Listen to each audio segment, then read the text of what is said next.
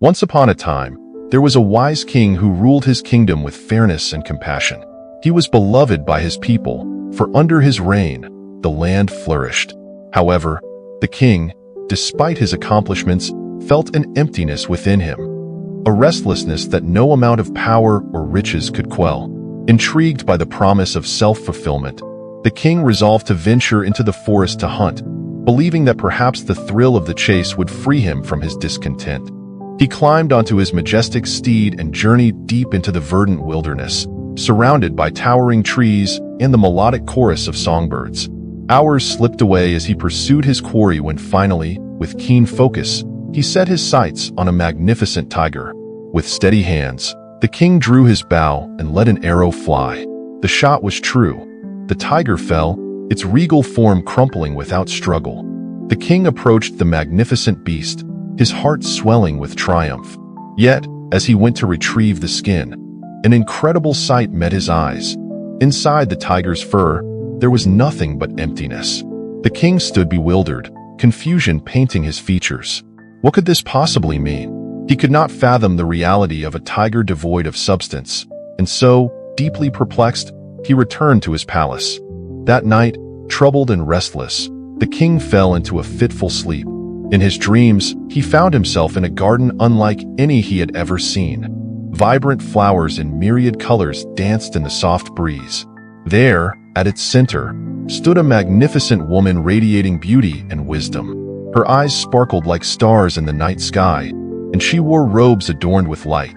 The king approached her, irresistibly drawn by her presence. "Who are you?" he asked, his voice trembling with wonder. "I am the keeper of your soul," she replied, her voice gentle yet powerful. "You hunted a tiger today, but what you found was emptiness. You seek fulfillment in the pursuits of the world, but true satisfaction lies not in the hunt, but within." The king listened intently, his heart echoing back the words she spoke.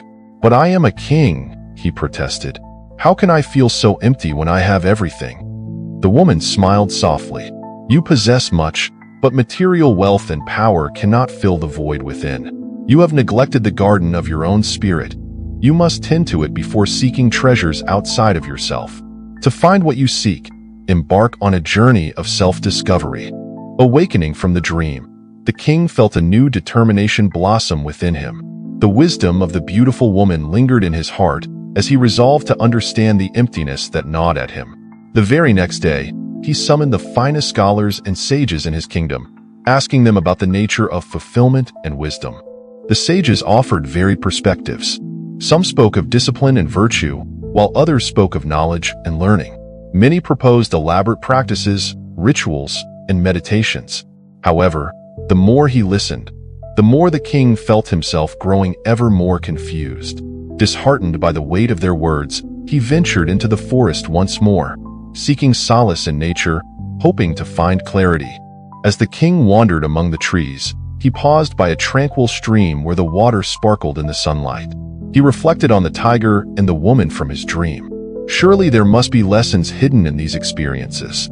As he gazed into the clear water, he noticed a small fish swimming back and forth, gliding effortlessly through the currents. Intrigued, he observed its habits and movements. It darted swiftly, swirled gracefully, and at times simply paused, letting the water carry it.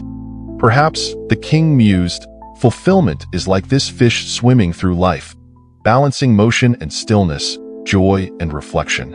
With a newfound understanding, the king returned to his palace with a commitment to shift his priorities. He gave less attention to hollow displays of power and material possessions and started fostering genuine connections with his people. He organized community gatherings, listening to the stories of his subjects and learning about their struggles and triumphs. In turn, they shared laughter, dreams, and wisdom. As he listened, he discovered that real treasures lay in these human connections. One day, a humble farmer approached the king during one such gathering. "Your Majesty," he said, "I have worked the fields tirelessly, and yet I find joy not in the fruits of my labor, but in the smiles of my children and the gentle change of the seasons. This is my true fulfillment, for it is in the simple moments that I find peace." The king looked into the farmer's eyes and felt a warm rush of understanding.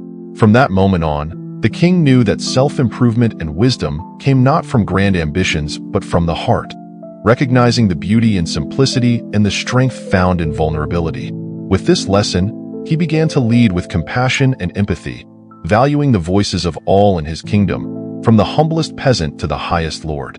As his heart grew, so did his contentment.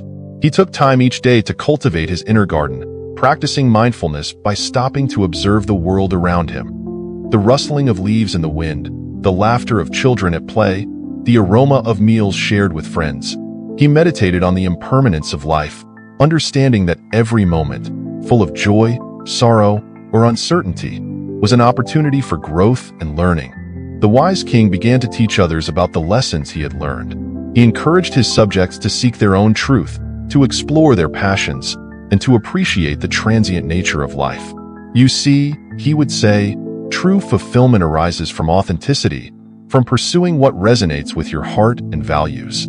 Years passed, and the kingdom prospered under the king's enlightened leadership. He had transformed from a ruler driven by ambition to a compassionate guardian who shared knowledge and wisdom with his people. His soul, once marred by emptiness, had become a rich garden blossoming with understanding and love. One day, while reflecting on the peaceful ripples of the same stream, the king suddenly felt a soft rustle beside him. He turned to find the same beautiful woman from his dreams smiling at him once more. "You have learned well, my king," she said, a twinkle in her eye. "You have discovered the true essence of fulfillment and wisdom, that they lie in the heart and the connections we nurture." With a humble heart, the king bowed before her. "Thank you for guiding me," he responded. "But what shall I do now? How can I ensure that my people continue to seek fulfillment?" The woman's response was full of warmth. "Continue to share your journey with them, for wisdom is a flame that ignites when kindled by experience and shared tales. Be a beacon for others to find their way, just as you have found yours." As the king watched her fade into the ether, he knew that his journey was not an endpoint, but a continual process of learning, teaching, and growing. He stood on the bank of the stream, realizing that true rulers are not those who govern through power, but those who govern through love, service, and self-discovery. In conclusion, the story of the king serves as a reminder of the importance of looking inward to tend to our own souls.